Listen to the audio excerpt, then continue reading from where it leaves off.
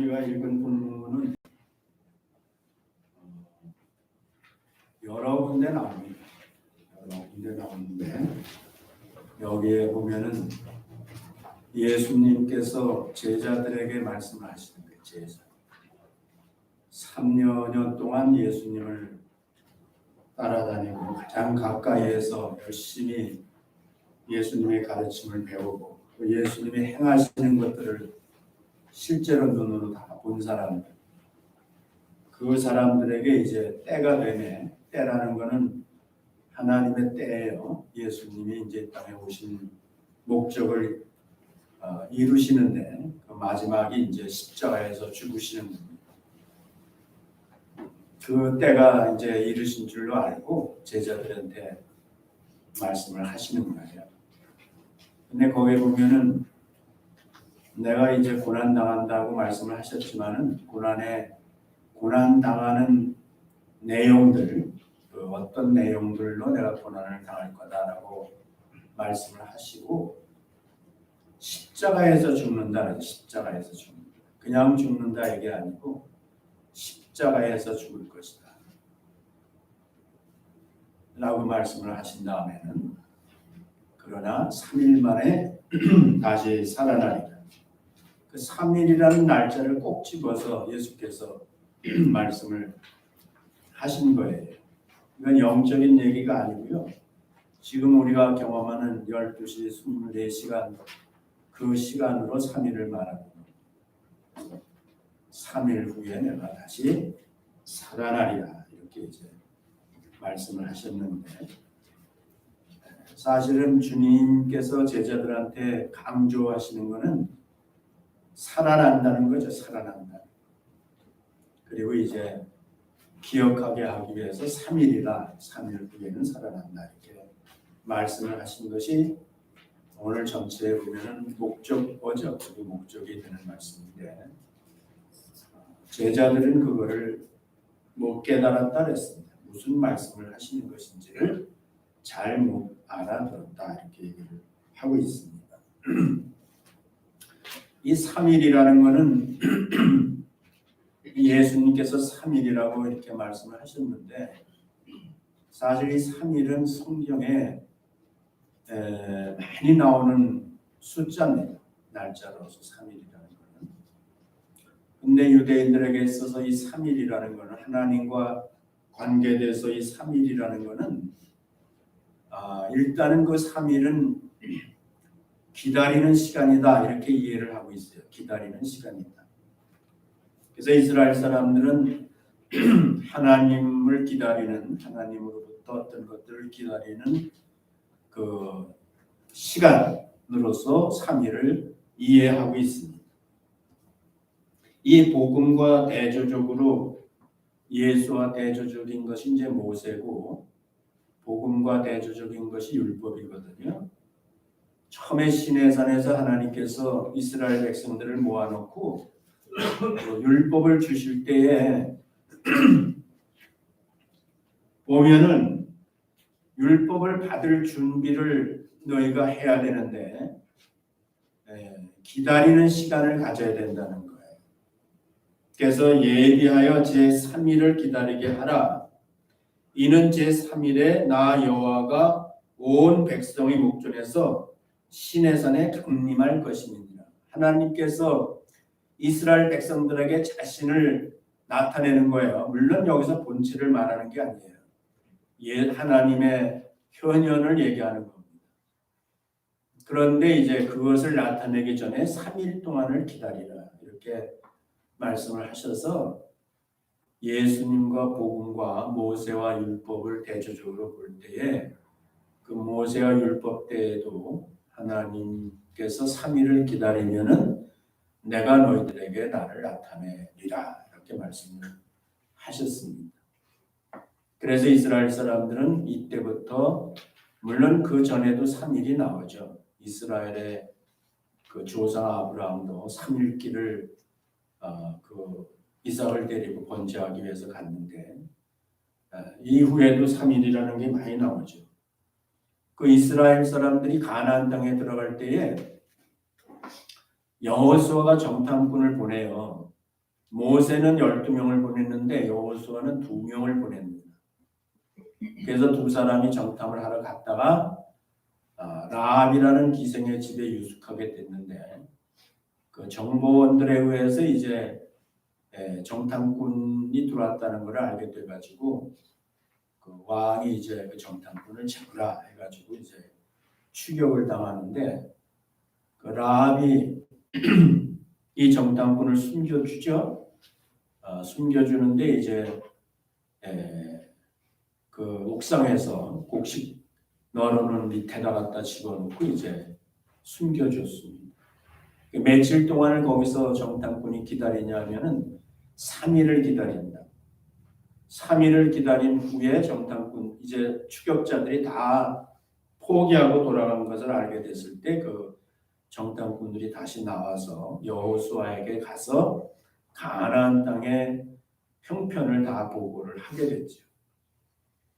그렇게 해서 이제 가나안 땅을 여리고를 점령하게 되는데 거기에도 3일이 기다리는 시간으로 나옵니다.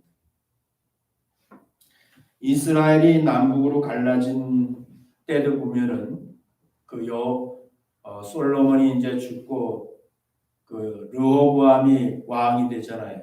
르호보암이 왕이 됐을 때에 이제 솔로몬의 신하들을 불러다가 물어보잖아요.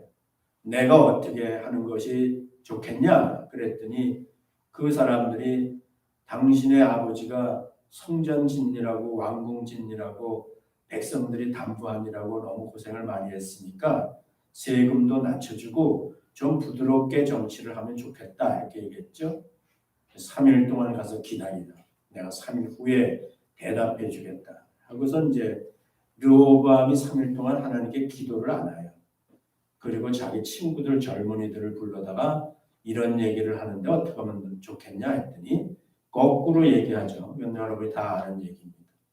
백성들을 그렇게 하면은 백성들이 기가 나서 당신의 권위가 쓰지 않으니까 더 무거운 세금을 징수하고 그리고 강제 노역을 더 심하게 해야 당신을 무서워한다.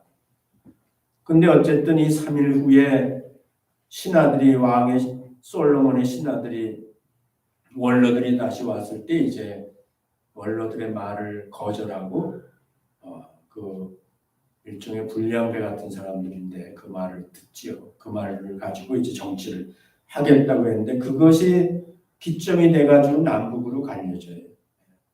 그래서 이 3일이라는 것을 보면 어떤 것을 결정하는 데 있어서 또는 하나님의 효녀를 기다리는 시간으로서 유대인들에게는 3일은 이렇든 저렇든 기다리는 시간이다. 그렇게 인식들을 하고 있는 거예요. 예수님이 괜히 3일 하는 것이 아니라 이스라엘 사람들은 3일 하면은 기다리는 시간이다 하는 것을 이미 알고 있기 때문에 그 말씀을 하시는 거예요. 그 다음 이제 유대인들에게 3일은 고난의 시간입니다. 고난의 시간. 기다림의 시간이면서 동시에 또 고난의 시간이다 이렇게 볼 수 있습니다. 그래서 이거를 이 3일을 얘기할 때는 요나의 시간이다 이런 말을 씁니다. 대신 3일이라는 말을 쓸 때 이제 고난의 때 3일을 얘기할 때는 요나의 시간이다 이렇게 이제 돌려서 얘기를 하는 거예요. 유대인들이. 그 요나의 3일이라는 게 뭐예요? 그건 다 알죠 우리가? 요나가 하나님께 불순종하여 다시스로 갈 때에 하나님께서 풍랑을 일으키셔서 그를 다시 니느웨로 돌리기 위해서 풍랑을 일으키시는데 그때에 이제 그 배에 있는 사람들이 풍랑에서 살기 위해서 요나가 자기 신을 배반하고 간다는 걸 알고 물에다 던져버렸죠. 바다에 던졌더니 하나님께서 큰 물고기를 예비하셨다가 요나를 삼키게 하셨다 그랬죠. 그래서 요나가 그 물고기의 뱃속을 스월이라고 그러는데 스월은 지옥과 같은 명사를 가진 것인데 그 스월이라는 그 물고기 뱃속에서 3일 동안을 있었다 그랬어요. 성경대를 읽어보면은 여호와께서 이미 큰 물고기를 예비하사 요나를 삼키게 하셨으므로 요나가 3일 3야를 물고기 배에 있으니라 이렇게 얘기해서 그거를 가지고 이스라엘 사람들은 고난의 시간이다 이렇게 얘기를 합니다. 예수께서 십자가에 못 박혀 죽으시고 3일 동안 무덤에 갇혀 있었다는 것은 마치 그 요나가 큰 물고기 뱃속에 있는 것 같은 의미로서 예수님께서 인용하셨어요. 예수님께서 표적 보여달라고 아우성치는 백성의 그 장로들 앞에서 말씀하시기를 너희한테 보여줄 표적은 요나의 표적밖에 없다라고 말씀을 하셔서 이거는 아주 신약 성경에서 유명한 얘기입니다. 그 말은 예수님께서 장차 요나같이 무덤에 3일 동안 갇혀 있을 것에 대한 말씀을 하신 것이죠. 기다림의 시간이고 고난의 시간, 이 3일은 우리들에게는 잘 모르는 내용이지만 이스라엘 사람들에게는 이 3일 하면 그것은 기다려야 된다는 시간이, 그리고 3일은 고난의 시간, 그렇게 이해를 하고 있었다는 거예요.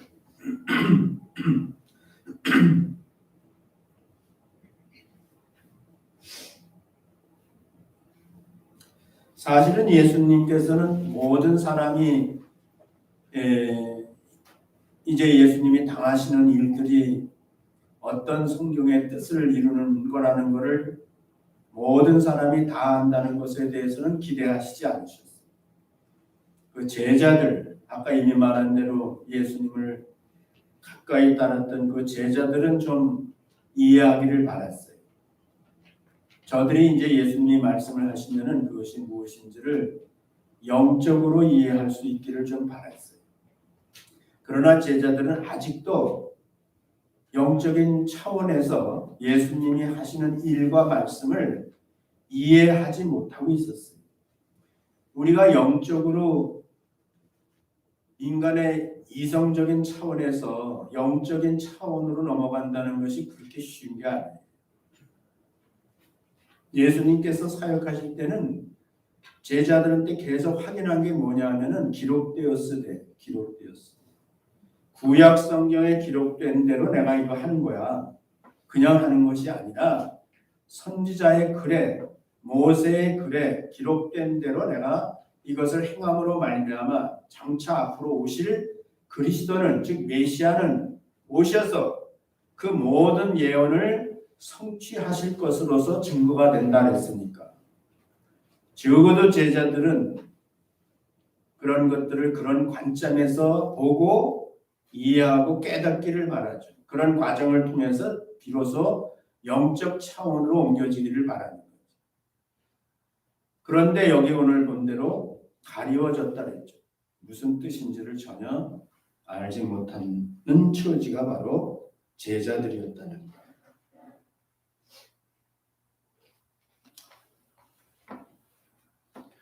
사실 여러분과 제가 오늘날 예수 그리스도가 그리스도여 하나님의 아들이시고 그분의 이 땅에 오심과 고난당하심과 죽으심과 부활이 사실이면서 그것이 하나님이 영적으로 이루신 구원의 진리라는 것을 깨닫고 여러분들이 그것을 영적으로 이해하고 믿었다면 그것이 이제 구원이죠. 믿은 사람에게 이루어지는 구원이잖아요. 구원과 함께 그런 사람이 됐다는 것은 그거는 어떤 말로 표현을 해야 그 차원이, 그 이루어진 그 가치와 그 차원과 내용이 어떻게 표현해야 이해될지 모르겠어요. 그거는 정말 완전히 신인류야, 신인류. 완전히 새로운 인류가 되는 거예요. 하나님의 창조에 있어서 첫 아담을 창조한 그 차원이 아니고 완전히 새로운 차원의 하나님의 창조의 세계의 인류가 되는 거예요. 여러분들이 그 영적인 차원에서 그걸 진짜로 이해하고 깨달아 믿어서 그 마음에 사실 성령님이 내주하시는데 그 성령님의 내주를 통해서 여러분이 성경을 볼 때, 말씀을 들을 때 그것이 이해되고 영적으로 이해되고 깨달아지고 믿어진다 그러면은 여러분은 신인류에 이 세상의 모든 그렇지 않은 사람과는 완전히 구별되는 거. 보통 일이 아닌 거예요. 이 제자들을 놓고 보면 제자들이 결국은 깨달아요. 예수님이 십자가에 죽으시고 부활한 후에 부활하신 예수님을 그 실체를 만난 다음에는 깨닫게 됩니다. 그랬을 때 그들이 변화가 일어납니다. 실제 그 변화는 그냥 작심삼일의 변화가 아니에요.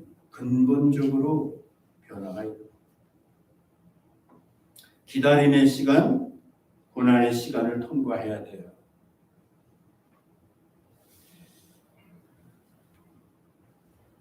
예수님께서는 그 고난당하는 것에 대해서 이미 아까 말한 대로 실형당하는데 이방인에게 넘겨질 거다 이렇게 얘기했어요. 사실은 그 유대인들을 이방인한테 넘기면은 그것은 유대인의 법을 어기는 겁니다. 유대인들은 어떤 죄인도 이방인에게 넘기면 안 돼요. 그건 하나님의 백성을 하나님이 정하신 하나님의 백성을 무시하는 거예요. 다시 말해 하나님을 무시하는 하나님의 법을 어기는 거예요. 하나님의 백성은 절대로 이방인한테 넘기면 안 됩니다. 지금 이 사람들이 예수를 유대인인 분명한데 다윗의 후손이라는 게 분명한데도 불구하고 이방인에게 넘겼다는 것은 큰 죄입니다. 이스라엘 사회에서, 유대 사회에서는 특히. 그건 있을 수 없는 일이에요. 근데 예수님이 그렇게 할 거라고 그랬어요, 사람들. 근데 그렇게 했어요, 실제.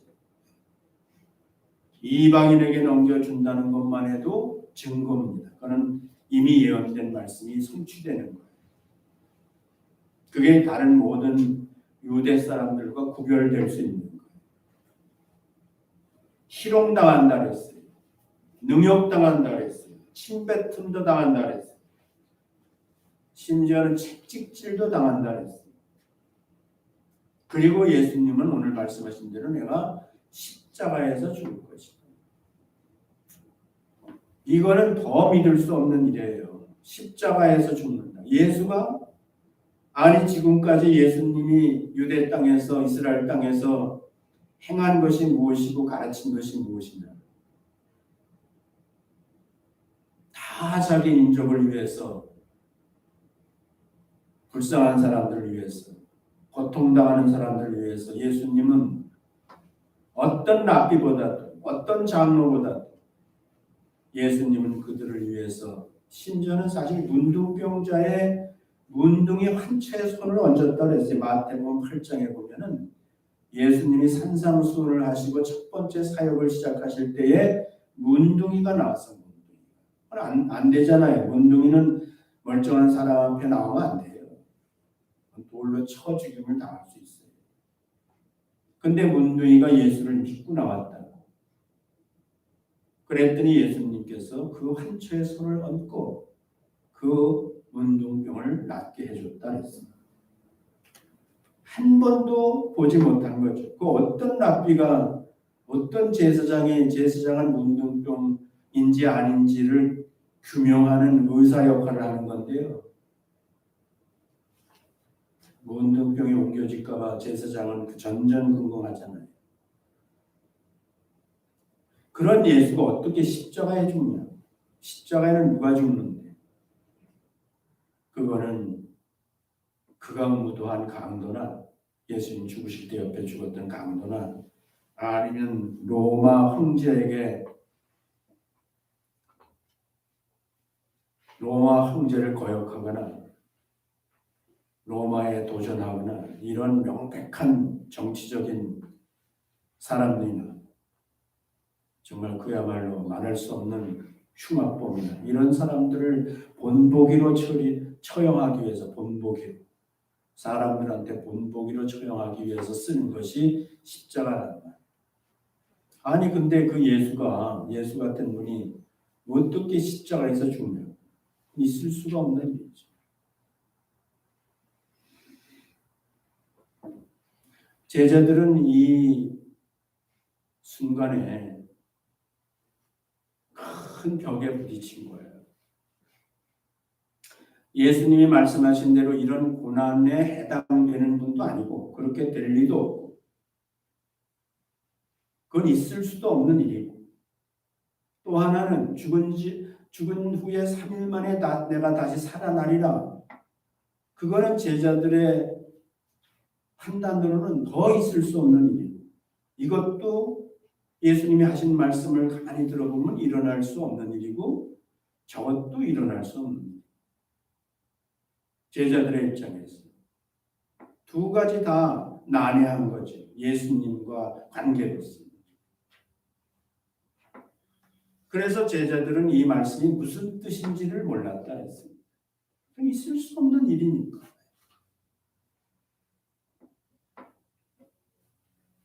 그런데 예수님이 그렇게 미리 말씀하신 이유가 뭐예요?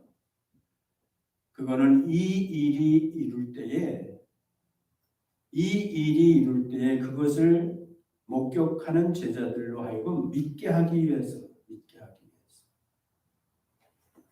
예수께서 말씀하신 대로 일어날 수 없는 일이 실제로 예수님께 일어나는 것을 목격하면서 예수님의 말씀을 믿게 하기 위해서. 다시 말하면 예수님이 그리스도로서 우리의 모든 죄를 대신하여 이사야서 53장에 있는 말씀이나 시편 22편에 나오는 말씀 그대로 아주 그대로죠. 여러분들 22편은 우리가 안 외웠구나. 그거 한번 읽어보시면요. 22편하고 이사야서 53장을 읽어보면요. 예수님이 십자가에 못 박혀 죽으시는 그 과정이요. 그대로 기록되어 있습니다. 시편은 1000년 전이고요. 예수님 십자가에 당하실 때 1000년 전이고요. 이사야는 800년 전이에요. 근데 거기에 기록된 것이 뭐 다윗이 당했다는 얘기도 아니고 이사야가 당했다는 얘기도 아니고요. 장차 우리를 구원하기 위해서 오실 메시아가 오셔서 우리를 대신해서 당하실 것이 무엇인지에 대해서 기록을 했는데 너무나 소름 끼치도록 진짜 거기 기록된 대로 예수님이 여기 종목종목 말씀하셨다니까요. 종목종목.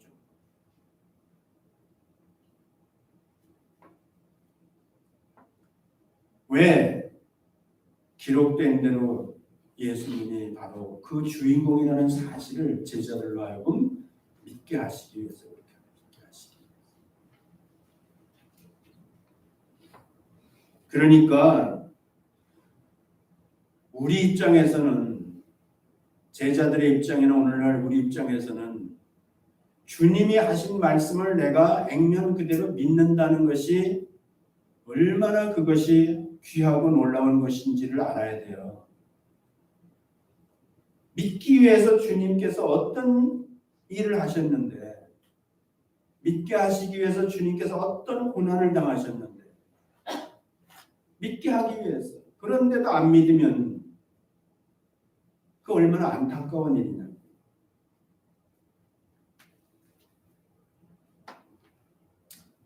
하나님께서 믿음을 기뻐하신다 그랬잖아요.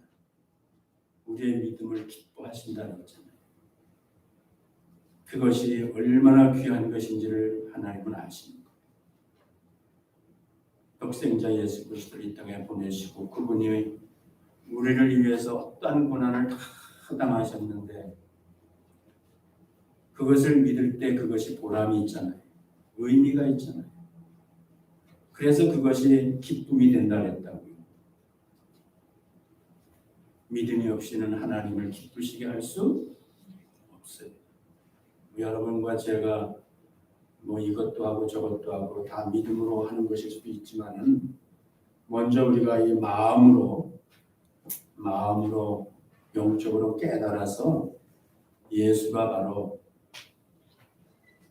하나님의 아들이시고 그리스도이시며 우리를 구원하시기 위해서 오셔서 우리의 모든 죄를 고난으로 담당하셨다는 사실을 실제로 믿으면요, 그것이 하나님을 기쁘게 하는 거예요.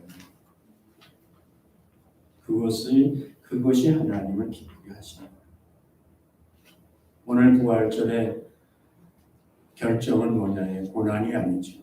고난과 함께 고난은 과정이고 진짜 믿음에 도착해야 되는 우리 믿음의 경주가 과정을 통해서 도착해야 될 곳은 부활이거든요. 부활.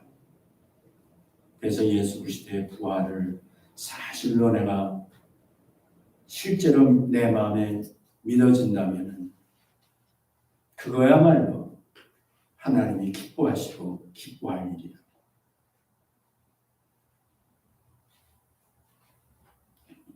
우리도 기쁘지요. 네. 그를 믿을 때 우리도 기쁘지요. 그러나 우리의 기쁨과 함께 하나님이야말로 성삼위 하나님께서 정말 기뻐하시는 것이 우리를 향해서 기뻐하시는 것은 믿음이고 그 믿음의 내용은 바로 부활이다. 믿을 수 없는 사실, 일어날 수 없는 사실을 하나님께서 전능하신 하나님께서 일으키셨다는 사실을 믿을 때에 그 믿음을 기뻐하시는 거예요. 믿음은 내 안에 있으니까 나를 기뻐하시는 거라고요. 나를 기뻐하시는 거예요. 믿게 하시기 위해서 그렇게 하신 거예요. 믿게 하시기 위해서. 이 3일이라는 것은 기다리는 시간이고 고난의 시간이지만 하나님과 관계돼서 3일 후라는 것은 완전히 새로운 것에 대한 하나님의 약속이거든요. 새로운 세상, 예수 그리스도에게 있어서 3일 후에는 내가 다시 살아나리라는 것은 그것은 새로운 세상의 도래를 말씀하시는 거예요. 완전히 이 세상은 새로워지는 겁니다.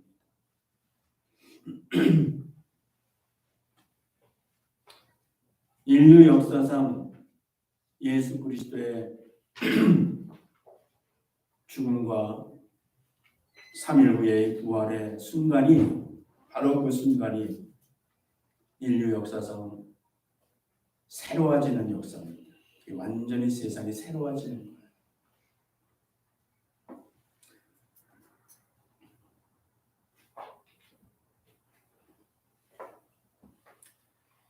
호세아 선지자는 6장 2절에서 여호와께서 이틀 후에 우리를 살리시며 제3일에 우리를 일으키리니 우리가 그 앞에서 살리라 그랬는데 암담한 이스라엘의 역사 속에서 이제 이 희망을 백성들한테 불러 넣어줬죠. 우리가 산다.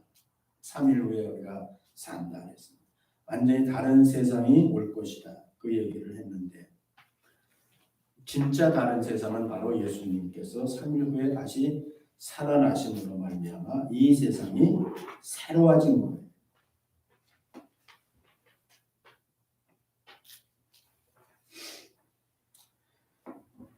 마태복음 19장 28절에 보면 예수께서 가라사대 내가 진실로 진실로 너에게 이르노니 세상이 새롭게 되어 인자가 자기 영광의 보좌에 앉을 때에 나를 쫓는 너희도 12보좌에 앉아 이스라엘 12지파를 심판한다 이렇게 되어 있는데 거기서 주목해야 될 것이 세상이 새롭게 되어갑니다. 세상이 새롭게 되어.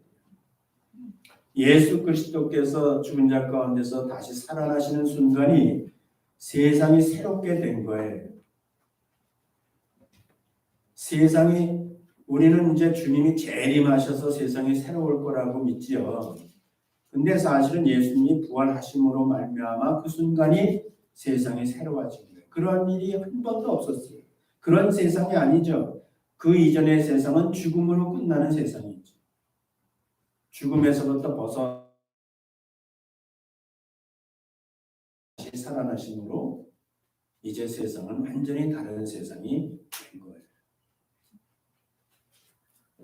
여러분과 제가 그냥 이 세상에 태어나서 새로운 세상에 태어나서 사니까 우리로서는 그것이 뭔지를 잘 이해할 수 없을지 몰라도요.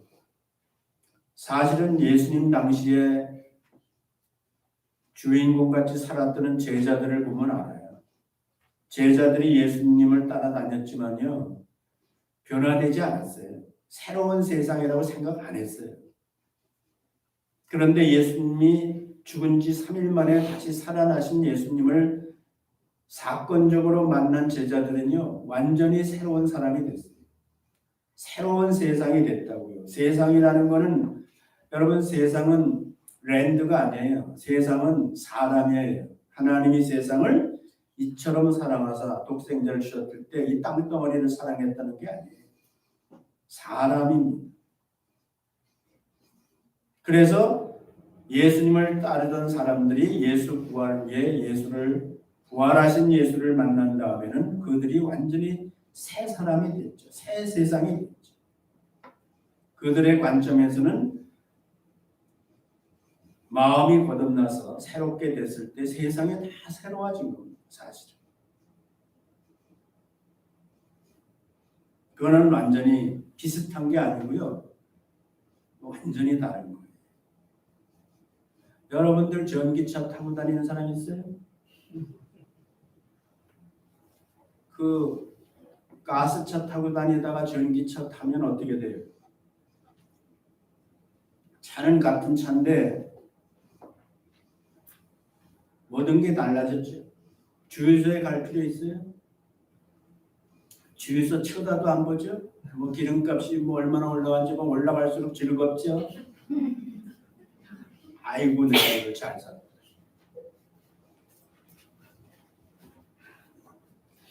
우리 아들이 자동차 디자이너죠.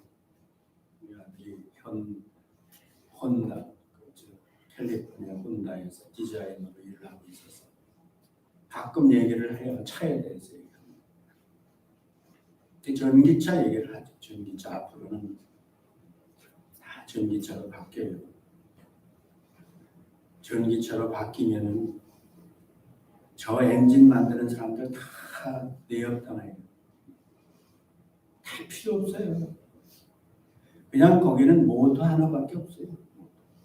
내연 기관이 없어요. 그냥 모터 하나 들어가고 배터리 들어가면 그럼 바퀴 돌아가고 이렇게. 공해도 없어요. 그러니까 사람들은 그냥 뭐 전기차, 뭐 가스차 이렇게 얘기하지만 그게 타보면 아는 거예요. 전기차 타보면 가스차 적당히 다른 게 아니라 모든 게 다 달라져. 생활 패턴이 달라져. 주유소 갈 필요, 기름 걱정할 필요, 세상 기름값 올라가는 거, 에너지값 올라가는 거 아예 뭐 신경 쓸 필요. 소리도 안 나.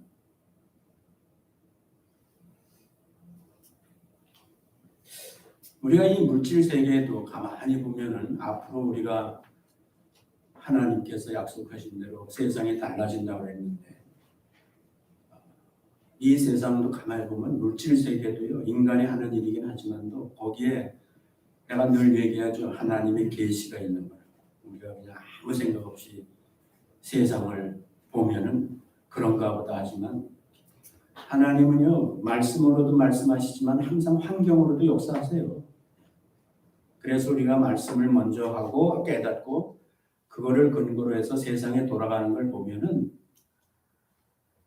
그것도 하나님께서 믿는 자에게 깨달음을 주시기 위해서 하나님의 의도와 때를 알게 하시기 위해서 그런 것들도 하신다니까요. 또 하세요. 그래서 성경은 얘기하죠. 노아의 때와 같을 것이다. 어느 때와 같을 것이다. 세상은 어떨 것이다. 사람들이 뭐 돈을 사랑하고 사랑이 식어지고 믿음도 식어지고 완악해질 것이고 부모도 거역할 것이고 계속 성경이 얘기하는 세상 상황에 대해서 어떻게 변화해 갈 것이다. 그런 것들을 너희가 보면은 정신을 차리면 좋겠다. 그렇게 말씀을 하시니까 그런 것들에 대해서 하나님 역사하시지 않겠습니까? 우리로 하여금 어떻게든지 깨어있는 자가 되게 하시기 위해서, 깨닫게 하시기 위해서. 세상이 새로워지는 거예요. 3일 후에 세상은 완전히 새로운 세상이 된 겁니다. 그 세상은 사람을 뜻하는 거예요. 그래서 고린도후서 5장 17절 유명한 말씀이에요. 그런즉 누구든지 그리스도 안에 있으면 새로운 피조물이라. 이전 것은 지나갔으니 보라 새 것이 되었다. 우리가 많이 인용하는 구절이지만 이거는 문자 그대로 새로운 거예요. 예수 믿은 사람은 완전히 새 것이 된 거예요. 새 것.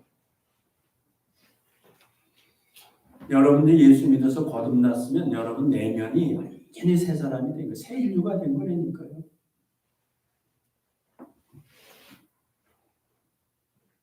그래서 우리가 의문에 묵은 것으로 사는 사람들이 아니고 영의 새로운 것으로 사는 사람들이라고 했어요. 영적인 차원에서 사는 사람들이라고 했어요.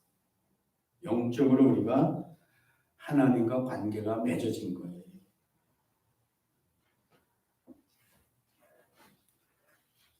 그것이 어떻게 되느냐? 성령이 우리 안에서 새롭게 하신다고 했어요. 하나님이 가라사대 말세에 내가 내 영으로 모든 육체에게 부어주리니 너희의 자녀들이 예언할 것이요 너희의 젊은이들은 환상을 보고 너희 늙은이들은 꿈을 꾸리라. 이 성령의 강림에 대해서 말씀하신 것이고 그 시대가 되면 이게 말세라니까 말세는 알죠. 예수님이 오신 이후부터 다시 오실 때까지가 이 세상 시간으로는 말세예요. 우리는 말세를 2000년이 넘게 살고 있는 사람들이에요. 거기에 뭐라고요? 성령이 오신다고. 성령이 오셔서 성령은 어디 오시냐? 믿는 자 마음에 오시는 거예요. 그래서 우리의 마음을 새롭게 하는 거예요. 너의 마음을 새롭게 하여 거예요.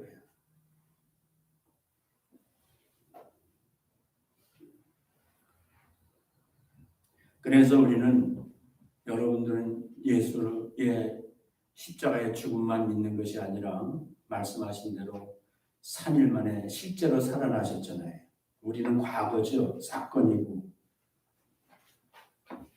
그것을 직접 경험한 제자들에 의해서 오늘날까지 증거되고 있는 것이고 우리는 그 증거를 통해서 믿었더니 경험되잖아요. 그게 뭐예요? 성령께서 실제로 사건적으로 믿는 사람 마음에 오시잖아요. 그래서 우리 안에 하나님의 영이 거하시는 거니까 이것은 완전히 새로운 사람이 된 거란 말이에요. 새로운 사람이 영적으로 되면 하나님의 새롭게 하심은 육체도 새롭게 하시는 거예요. 육체도. 먼저 내 영적으로 새로워지는 거예요. 이거 처음에 천지 창조 때는 하나님의 육체를 먼저 창조하셨어요. 그리고 생기를 그 후에 불어넣으셨어요. 그래서 생명이 됐어요. 지금 둘째 아담 때는요. 둘째 아담을 통해서 하나님의 새로운 창조는요. 거꾸로 하는 거예요. 먼저 우리에게 영을 불어넣어 주시고 그리고 우리의 육체를 변화시켜 주시는 거예요. 이건 순서가 거꾸로예요. 그래서 지금 우리는 먼저 영적으로 예수님을 내 마음의 구주로 믿으면 내 마음이 새로워지고 성령이 내 안에 인풋 되는 거예요. 성령이 들어오시는 거예요. 그 다음에 때가 되면 어떻게 한다고요? 육체도 변화시켜 주시는 거예요. 우리 육체도 새로운 육체로 바꿔주시는 거예요. 성경에 기록되어 있어요. 그대로. 너희 죽을 몸도 살리신다. 유명한 성경 구절이잖아요. 예수를 죽은 자 가운데서 살리신 이의 영이 너희 안에 거하시면 그리스도 예수를 죽은 자 가운데서 살리신 이가 너희 안에 거하시는 그의 영으로 말미암아 너희 죽을 몸도 살리시리라. 너희 죽을 몸 살리시리라. 영이 거하시면 우리 몸도 다시 새 사람이 되는 거예요. 새 육체를 갖는 거예요. 그리고 이 세상도 새롭게 해주세요. 세상. 지금은 우리가 내면이 새로웠기 때문에 세상도 새롭게 보일 수 있어요. 근데 거듭난 사람은 다 그런 고백을 해요. 예수 처음 믿고 나면은 세상이 새롭게 보인다. 나뭇잎 하나도 새롭게 보인다. 꽃도 새롭게 보인다. 실제로 그렇지 않아요? 나는 그랬어요. 처음 예수 믿고 나서 그 다음날 밤에 비가 왔는데 우리 집 앞에 아카시아 나무가 있는데 비가 그쳤더니 그 이파리마다 물방울이 맺혀 있는 것이 동양인 집이니까 그 햇볕이 비치니까 전부 크리스탈같이 보였어요. 내가 너무너무 아름다워가지고 매일 보던 거잖아요. 근데 예수님 거듭났더니 마음이 거듭났더니 세상이 다 새롭게 보였거든요. 근데 이제 진짜 하나님은 이 세상도 새롭게 하신다고 약속하셨어요. 베드로후서 3장 13절 우리는 그의 약속대로 위에 거하는 바 새하늘과 새 땅을 바라봅니다. 요한계시록의 마지막 약속이 뭔데요? 또 내가 새하늘과 새 땅을 보니 처음 하늘과 처음 땅이 없어졌고 바다도 다시 있지 않다. 확인하는 말씀이죠.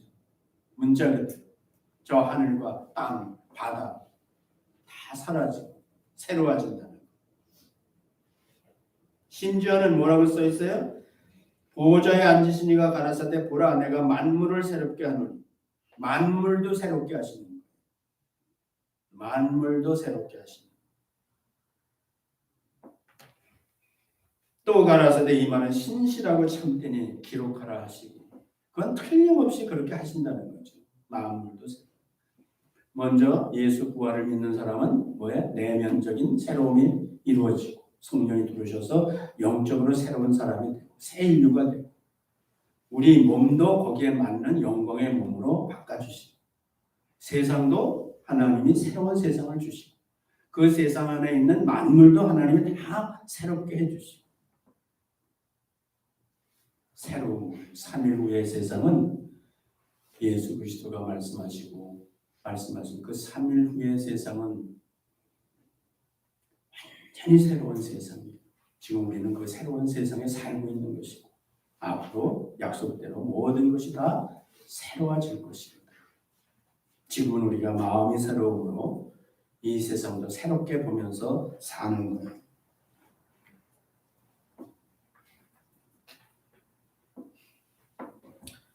그 새 세상에 살게 되면은 보라 내가 새 하늘과 새 땅을 창조하나니 이것은 이전 것은 기억되거나 마음에 생각나지 아니할 것이다. 이건 이사야의 예언된 말씀이에요. 일관된 거죠. 그래서 그 새로운 세상에가 도래되면은 우리는 이전 것은 생각도 나지 않는다 그랬어요. 기억할 필요도 없다 그랬어요. 얼마나 절대적이면은 그렇겠냐고요. 오늘 우리 부활절 얘기를 드리는데 부활절이 뭐예요? 부활절. 우리 안에 항상 날마다 그 부활의 하나님의 권능이 내 안에서 역사하셔야 돼요. 그래서 우리는 항상 새로운 삶을 살아야 돼요. 그럴 때 이 모든 것들이 우리의 소망이 되고 그 소망이 부끄럽지 아니하면 예수 그리스도를 내어주기까지 약속을 지키신 분이니까 이거야말로 틀림없는 사실이니까 우리는 새로운 마음을 가지고 이미 그렇게 된 줄로 믿고 사는 것이 우리의 특권이고 즐거움인 줄로 믿습니다. 기도하겠습니다. 하나님 아버지, 저희들이 부활 주일이 돼서 부활을 얘기하는 것이 아니라 이것은 기독교의 근간이요. 우리가 이 부활을 사실로 믿지 않는다면 성령님께서 우리 마음에 오시지 아니하시고 우리가 믿으면 성령이 오셔서 우리를 새롭게 하시고 세상도 새롭게 보게 하시고 때가 되면 우리의 육체도 새롭게 하여 주시고 세상도 새롭게 하시고 만물도 새롭게 하시고 그 새로운 세계에 우리가 영원토록 영광스러운 하나님과 더불어 영광스러운 삶을 살게 해주시는 줄로 믿습니다. 저들 마음 가운데 부활절로 지키지 않게 도와주시고 날마다 순간마다 이 부활의 권능이 저들의 삶에 있게 해주시기를 간절히 바라며 예수님 이름으로 기도드렸습니다.